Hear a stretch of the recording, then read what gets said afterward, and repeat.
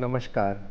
जो डायलिसिस के रोगी होते हैं उनके मन में ये सवाल आता है कि हमारी डायलिसिस इतने लंबे समय से चल रही है, तो इसका क्या क्या प्रभाव हमारे शरीर पे पड़ रहा होगा, हम कितना जिएंगे या आगे हमें क्या ध्यान रखना चाहिए। तो जो भी मरीज़ डायलिसिस में होते हैं उनको मुख्य रूप से जो डाइट हमने बताई है, हाई प्रोटीन डाइट लेनी चाहिए, एक्सरसाइज करनी चाहिए।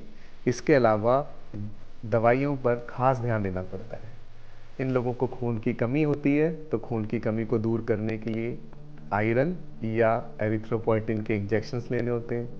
हड्डियों को मजबूत करने के लिए उसके टेस्ट होते हैं, उसके हिसाब से उसकी दवाई की जाती है। विटामिन डी की कमी दूर की जाती है, ब्लड प्रेशर को कंट्रोल किया जाता है और इन्फेक्शन को कंट्रोल करके रखा जाता है और उससे बचाया जाता है जल्दी से जल्दी। वैक्सीनेशन भी इसका एक पार्ट है।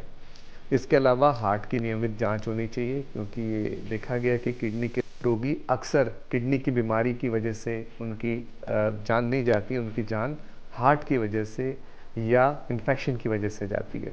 तो इनको कंट्रोल करेंगे तो डायलिसिस की परेशानियों से हम जूझ सकते हैं और उनसे हम बच सकते हैं। इसके अलावा जब डायलिसिस करते करते काफ़ी साल हो जाते हैं, 15 साल 20 साल, तो कभी कभी ब्लड प्रेशर लो रहने लगता है। उसका एक कारण होता है कि डायलिसिस जो होती है वो छोटे मॉलिक्यूल की डायलिसिस कर पाते हैं हम, जो नॉर्मल डायलिसिस करते हैं। तो छोटे मॉलिक्यूल तो बाहर निकल जाते हैं, पर बड़े मॉलिक्यूल बॉडी में इकट्ठे हो जाते हैं और एक अमाइलोडोसिस करके एक तकलीफ होती है, वो कर देते हैं। उसकी वजह से नसों में ये जमा हो जाता है, तो नसों का दर्द शुरू होता है और बीपी लो रहने लगता है।